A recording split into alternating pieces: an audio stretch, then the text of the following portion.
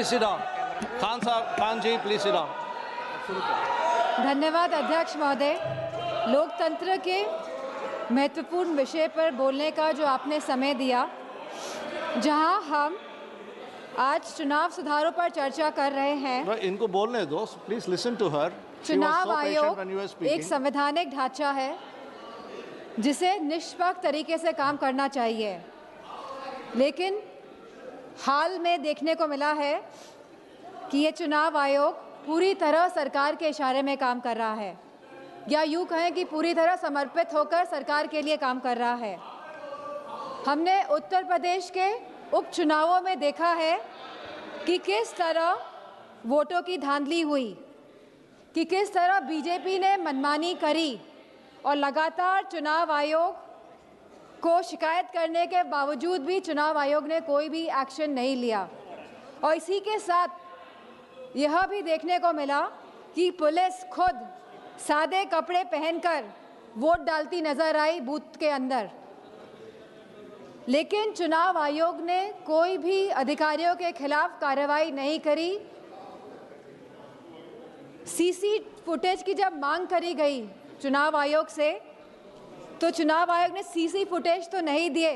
इसी के साथ एक ऐसा कानून लेके आई है जहां पे कहा गया है कि 45 दिन के अंदर सीसी फुटेज हटा दिए जाएंगे।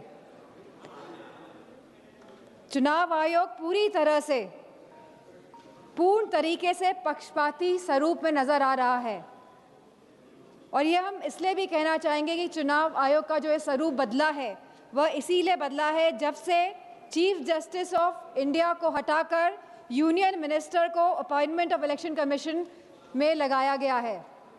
तो कहीं ना कहीं जो बिल पास हुआ दिसंबर 2023 में, जहां पे absolute legal immunity for any action by the election commission, इसके साथ साथ protection from accountability and scrutiny, जो इस तरह का सुरक्षा कवच एक चुनाव आयोग को दिया गया, इस वजह से चुनाव आयोग पूर्ण तरीके से समर्पित होकर सरकार के लिए काम कर रहा है।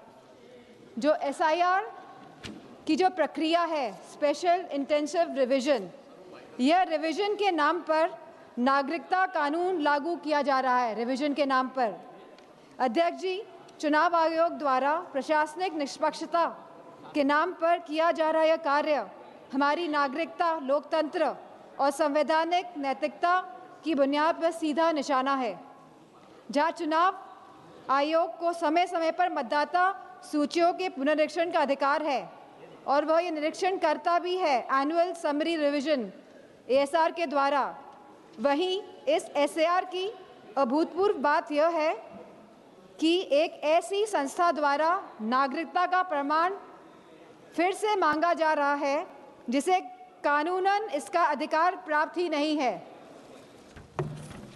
अब तक चुनाव आयोग एक ऐसी संस्था रहा है जिसका उद्देश्य हर मतदाता को शामिल करने का रहा है, लेकिन इस एसआईआर के माध्यम से मतदाता को शामिल करने का यह सिद्धांत उलटकर बाहर करने की दिशा में तब्दील होता जा रहा है। जहां बिहार में एसआईआर कराया गया और लगभग 80 लाख वोटर्स को डिलीट किया गया, और यह सूची आज भी उपलब्ध नहीं हो पा रही है कि 80 लाख वोटर्स आखिरकार कौन थे। वहीं एसआईआर के बाद भी अंतिम मतदाता सूची में लगभग 14 लाख से अधिक डुप्लीकेट वोटर्स पाए गए, और इसमें भी लगभग 3.5 मतदाताओं के दोनों वोटर आईडी कार्ड पर एक ही विवरण दर्ज कराया गया है। अब ये एसआईआर की प्रक्रिया उत्तर प्रदेश में भी चल रही है, जहां बीएलओ को कोई भी प्रशिक्षण नहीं दिया गया है, जहां लगभग 10 से ज़्यादा बीएलओ ने काम के बोझ की वजह से आत्महत्या करी है, और वेस्ट बंगाल में भी लगभग 20 बीएलओ ने आत्महत्या करी है। तो कहीं ना कहीं जहां इन बीएलओ को प्रशिक्षण नहीं दिया जा रहा है और जिस तरह से ये एसआईआर की प्रक्रिया को अंजाम दिया जा रहा है, कहीं ना कहीं ये वोट काटने वाली प्रक्रिया साबित होती जा रही है। तो हमारी मांग है कि जिस तरह सत्ता पक्ष के लोग कहते हैं कि हम बिहार का चुनाव जीते, तो अगर आप वाकई में चुनाव लड़ रहे हैं और जीत रहे हैं, तो हमारी ये मांग है कि आप सीजीआई को वापस अपॉइंटमेंट कमेटी में इंडक्ट करें। और जो आपने सुरक्षा कवच इलेक्शन कमीशन को दिया हुआ है, Kindly conclude, आप इस सुरक्षा कवच को भी हटाएं। और इसी के साथ समाजवादी पार्टी की यह मांग है कि बैलेट पेपर के माध्यम से ही चुनाव इस देश में कराया जाए। और जिस तरह के मॉनेटरी बेनिफिट्स जब चुनाव किसी राज्य में चल रहा है आप बैंक खातों में पहुंचा रहे हैं, तो मेरा यह मानना है कि कहीं ना कहीं ये वोट जो लोग डाल रहे हैं वोट डालने में भी इसका इफेक्ट होता है, तो इसे बंद करा जाए। इन्हीं शब्दों के साथ मैं ये बात भी कहना चाहूँगी कि ये जो नागरिकता कानून है, जो ये SIR जो ये लाया जा रहा है, इसे हटाया जाए जिससे कि सही मायनों में लोगों के वोटों का अधिकार सुरक्षित रह सके। धन्यवाद। धन्यवाद। माननीय श्री सेल्व गणपति